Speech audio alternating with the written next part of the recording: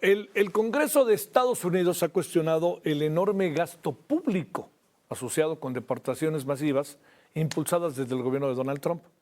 Superaron los 170 mil millones de dólares. La propuesta no solo ha generado preocupación por el costo económico, sino también por sus implicaciones legales y sociales. Parte de estos fondos provienen de transferencias como la Agencia Federal para el Manejo de Emergencias, lo que también ha sido criticado.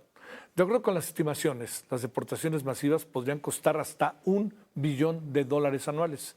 Se considera logística, detención, procesamiento legal y transporte. Bueno, el Senado de Estados Unidos ha aprobado el presupuesto masivo de Donald Trump con una votación cerrada. Bueno, ya lo sabemos, ¿no? Que terminó 50-50 y el fiel de la balanza pues fue el vicepresidente, J.D. Vance, quien emitió el voto decisivo obviamente a favor. Se trata de un momento clave en su agenda legislativa. Contempla migración y seguridad fronteriza. Es decir, que se asignan fondos extraordinarios para reforzar las deportaciones masivas, ampliar centros de detención y aumentar la presencia de los agentes en la frontera.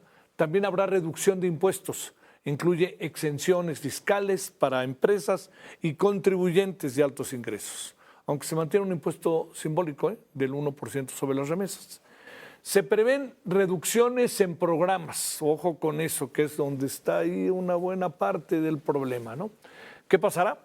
Bueno, activistas expertos han advertido que la liberación de 170 mil millones de dólares para deportaciones masivas marca el inicio de lo que han definido como periodo negro en la historia migratoria de Estados Unidos, tanto por la parte económica, que supera el financiamiento de agencias como FBI, DEA y el Servicio Secreto, además porque representa 27% más respecto al periodo fiscal anterior. Eso es la condición, eso es ante lo que estamos. Bueno, con enorme gusto, lástima del tema, ¿verdad? Saludamos con mucho gusto en verdad a Tonatiuh Guillén, profesor del Programa Universitario de Estudios del Desarrollo de la UNAM. Tonatiuh, con el gusto de siempre te saludo. ¿Cómo has estado, doctor? ¿Qué tal, querido Javier? Muy bien. Gracias. Muchas gracias por tu invitación. Es un gusto. Encantado. A ver, ¿qué piensas de estos 170 mil millones de presupuesto que se agregan para ir en contra de los migrantes? Y sobre todo, si alguien le pega, presumo, Tonatiuh, no es a los de la India, ¿no? Es más bien a los mexicanos. Sí, pues mira, primero me gustaría intentar dimensionar de qué estamos hablando. Adelante. Si imaginamos $1 millón es una cantidad inmensa, Javier. Sí. Si imaginamos 100 millones es una cantidad que también nos rebasa fácil en los ceros. Ahora, 170 mil millones de dólares es algo descomunal. Y solo para tener un referente cercano para comparar en lo que cabe, pero la ayuda de Estados Unidos, entre comillas, porque se la van a cobrar a Ucrania, de hace unas semanas fue de 10 mil millones de dólares. Y el presupuesto que se está previendo, que no se va a ejercer de inmediato, sino es un proceso a lo largo de 4 años, con muchísima discrecionalidad, es de 170 mil millones, o sea, 10 veces más. Híjole. Digo, 17 veces más. Entonces, dicho de otra manera, a Trump le preocupa 17 veces más lastimar personas, impedir accesos y arribos a la frontera sur de su país y proceder a deportaciones masivas.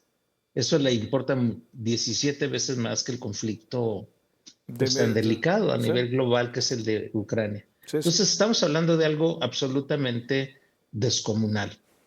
Y si lo revisamos por sus componentes mayores, efectivamente hay 51.6 millones de dólares dedicados a la frontera, al muro, Javier, a fortalecer los equipos de aduanas y protección fronteriza, a sumar más puntos de supervisión y revisión, pero son 51 mil millones de dólares, reitero, que van a manejarse con mucha discrecionalidad.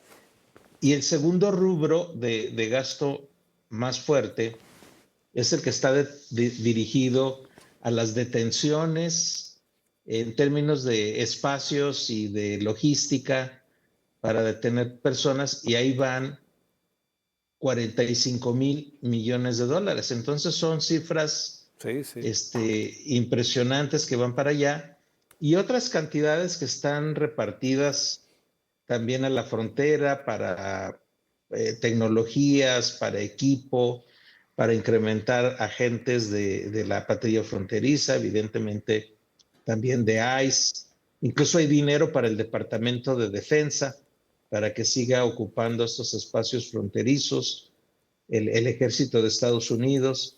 Hay dinero para reembolsar los gastos que hizo algunos gobernadores como Greg Abbott al frenar y gastar en frenar a la población que se acercaba a la frontera con Texas. Y así sucesivamente, Javier, hay todo un aparato enorme dedicado a la detención y expulsión. Y la paradoja que resalta muy rápidamente es que estamos en el momento más bajo de la historia de arribos de personas a la frontera sur de Estados Cierto, Unidos. cierto. O sea, Sí. ya casi nadie llega. Y el 80% de las poquitas personas que intentan el cruce, el 80% somos mexicanos. Entonces ya no hay extranjeros, prácticamente. De otras nacionalidades ya pues son números simbólicos de los enormes números que teníamos de Venezuela o de Cuba o de Centroamérica mismo. Son ya cifras pequeñititas. Entonces los que dominamos ahí somos los mexicanos, y no obstante que ya el tema en la frontera desde el punto de vista del control y de impedir que las personas arriben, y que por cierto tienen un apoyo, esa política por parte del gobierno de México muy importante, que es también la militarización del lado mexicano y el rol de la Guardia Nacional y del Instituto Nacional de Migración para detener y regresar por personas a la frontera sur, las mandan hasta la frontera sur.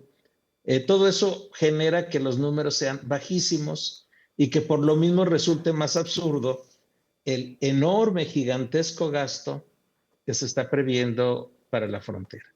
La otra parte sí está destinada a la amenaza de las deportaciones masivas. Sí hay un fortalecimiento gigantesco del aparato de detención.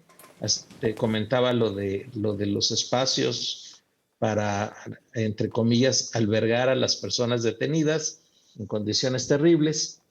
Y ya puesto desde el lado de su visión como proyecto económico, pues es un gran, gigantesco negocio. Ahí seguramente contratistas que van a estar poniendo bardas o Claro, instalando claro. tiendas de campaña o campamentos, o apoyando la logística de ICE y de otras corporaciones migratorias, pues van a tener un negocio espectacular, inmenso, que es otra de las cosas que se ha criticado mucho de este proyecto de Trump, de que al final, visto desde ese lado, pues va a beneficiar de manera impresionante a un grupo reducido de contratistas que tal vez, posiblemente, y sería muy raro, pero a lo mejor son amigos de Trump. Oye, Entonces sí. son escenarios que están ahí en el contexto, Javier. Oye, a ver, entrando en la lógica del inicio de lo que nos decías, Tonatiuh, lo que significa el dinero, los 17 veces, todas estas cosas, te pregunto, ¿no es mucho dinero para algo que ya no es una situación en términos técnicos tan atendible en función de lo que ha pasado a lo largo de este año? O sea, ¿para qué quieren tanto dinero? Ese es el asunto, siendo que pues las redadas tarde que temprano van a tener que terminar, ¿no? Y además, pues bueno, también van a empezar a detener a gente que es mexicana, que tiene orígenes mexicanos, pero que ya tiene sus papeles en regla. Entonces ya vendrá una etapa que más bien será una cacería desatada, que con tintes, pues lo diré, con principios un poco tintes hasta nazistas. Pues tiene toda la carga racista, xenófoba del imaginario de la América Blanca que pretende Trump, pero es un aparato que desde el punto de vista, como lo pones, de si efectivamente hay una necesidad material injustificada porque se trata de personas en situación vulnerable y con derechos, pero dejemos esa parte por el momento, pero que hubiera alguna expresión material objetiva de la necesidad de un gasto tan impresionante, pues la respuesta es que no.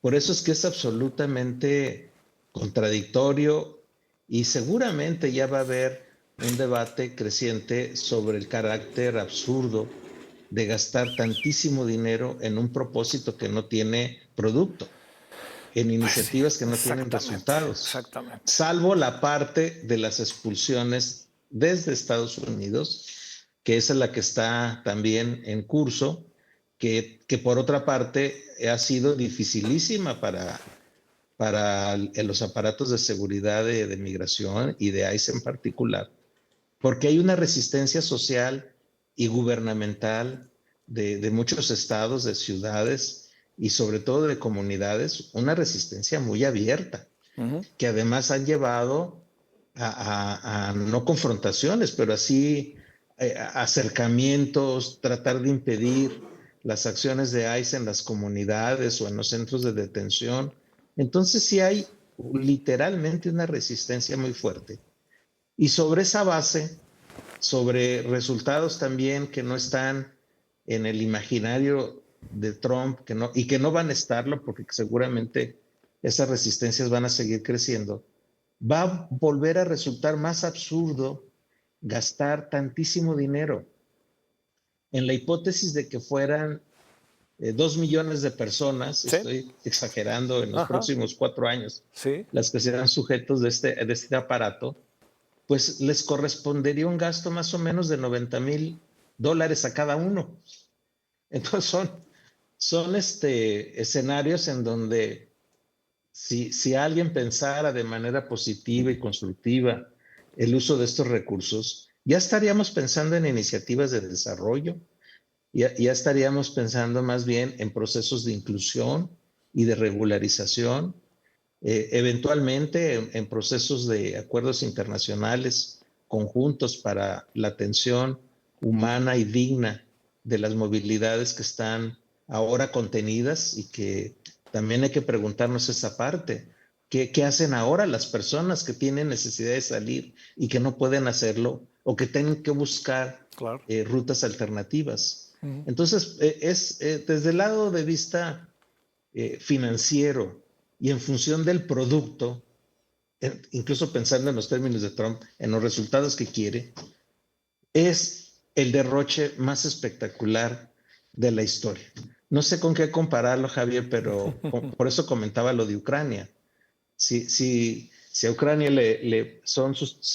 es posible un financiamiento de $10,000 millones, ¿por qué 17 veces más para personas o contra personas vulnerables, contra personas que además forman parte de las comunidades de Estados Unidos y de su fuerza laboral, o que pueden formar parte de su fuerza laboral? Entonces hay un conjunto de absurdos y de contradicciones, Javier, que seguramente van a encender cada vez más el debate público en Estados Unidos sobre esos rubros de gasto. Te mando un gran saludo, doctor Tonatiuh. Gracias, Tonatiuh Guillén. Igualmente, un abrazo. Muchas gracias. Gracias.